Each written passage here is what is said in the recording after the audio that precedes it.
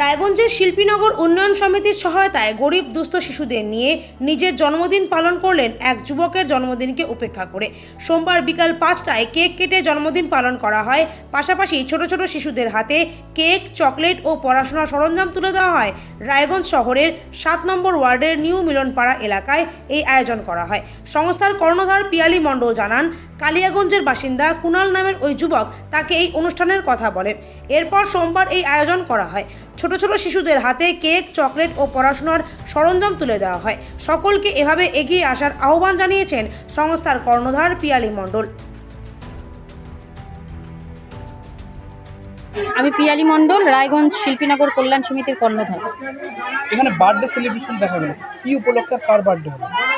বার্থডেটা হচ্ছে কালিয়াগঞ্জ নিবাসী কুনাল, ভাই কুনালের। তো ওর আজকে জন্মদিন ছিল, তো সেই কারণেই ও আমাদেরকে বলেছিল যে কিছু অসহায় দুস্থ বাচ্চাদের মধ্যে তার জন্মদিন, তার আনন্দটাকে উপভোগ করতে চায় এবং বাচ্চাদের হাতে কিছু তুলে দিতে চায়। সেই মতোই, ওর কথা মতোই ও কিন্তু বাচ্চাদের জন্য কেক, মিষ্টি, তারপরে চকলেটস, বই, খাতা, পেন, এই সমস্ত জিনিসগুলো এনেছে, যাতে বাচ্চারা একটু আনন্দ পায় এবং বাচ্চাদের মুখে ও যেন একটু আনন্দ ফোটাতে পারে। আমি চাই যে সমাজের প্রতিটা মানুষই, আমাদের এই বর্তমান সমাজে মানুষ খুবই জাগ্রত এবং উন্নত।